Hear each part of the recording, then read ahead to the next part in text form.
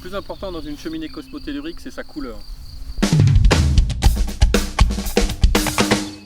En tant qu'être humain, on a tous été en interaction avec des cheminées cosmotelluriques. Ça peut être dans notre quotidien, au travail, à la maison, dans des lieux spécifiques, des lieux sacrés par exemple. Mais ce qui se passe, c'est que même si ces effets sont subtils, lorsqu'on subit ou quand on bénéficie pendant plusieurs heures, plusieurs jours, plusieurs années de ces énergies, il peut vraiment y avoir des effets très forts sur notre psychique, notre comportement, nos humeurs et même notre bien-être corporel, voire notre santé au bout d'un moment.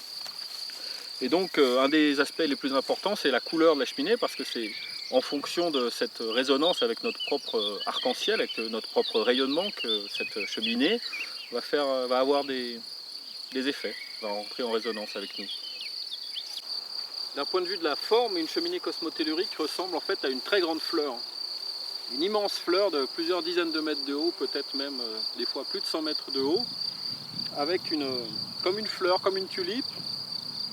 Et dans le sol, on va trouver un bulbe à plusieurs dizaines de mètres de profondeur, une sorte de corolle tout en haut, avec une sorte de pistil.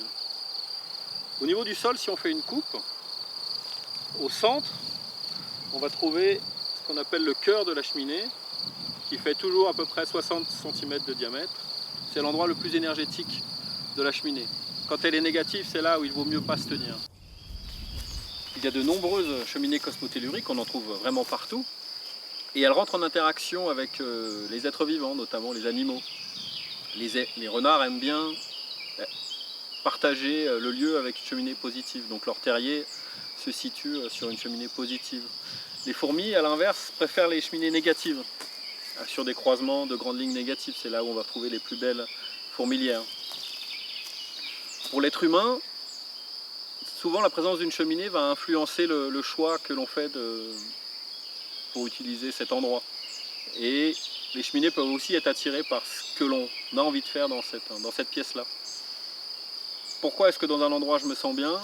Pourquoi est-ce que j'ai pas trop envie de passer de temps dans tel autre endroit? Ça peut se poser la question de la cheminée cosmotellurique. Quand on est dans un endroit où on se sent oppressé, il n'y a pas forcément de systématisme, c'est pas forcément une cheminée cosmotellurique, mais si c'est un endroit systématiquement, quels que soient les gens avec lesquels vous êtes, quelle que soit l'heure de la journée, quand vous êtes à cet endroit, vous vous sentez oppressé, voire même ça vous donne des maux de tête à force, on peut vraiment se poser la question de la cheminée cosmotellurique. Et lors des expertises géobiologiques, on trouve régulièrement des cheminées. Les gens font appel à nous parce qu'ils ne se sentent pas bien dans leur maison. Et il arrive que ce soit des cheminées cosmotelluriques. Pourquoi est-ce que la couleur de la cheminée est si importante?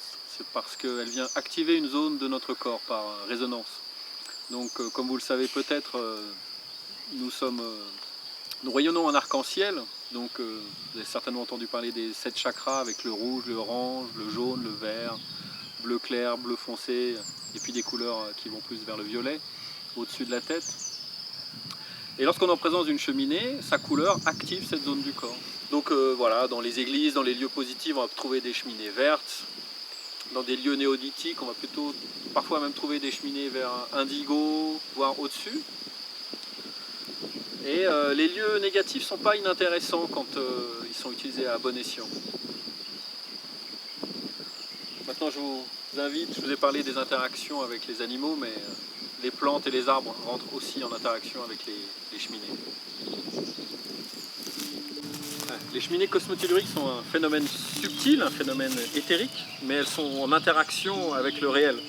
Et on a vu avec les êtres humains, avec les animaux, mais aussi avec les plantes, les végétaux. Et notamment, quand on parle d'un arbre maître, il est à peu près certain qu'il comporte une belle cheminée cosmotellurique positive.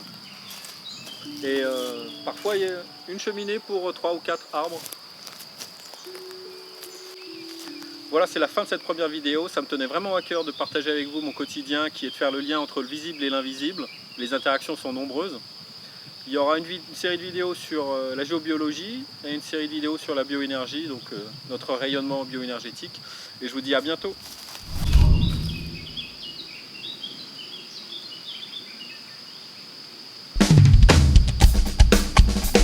Voilà, c'est la première vidéo, j'espère que ça vous a plu. Si vous avez des remarques, n'hésitez pas. Pour le vocabulaire, si vous manque des choses, ne vous inquiétez pas, ça va se décanter petit à petit. On va faire une vidéo sur les vortex, on va faire une vidéo sur les lignes telluriques.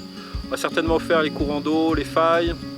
Et puis pour la bioénergie, on va rentrer vraiment dans le détail du rayonnement. Bienvenue dans le monde de la bioénergie et de la géobiologie. Salut!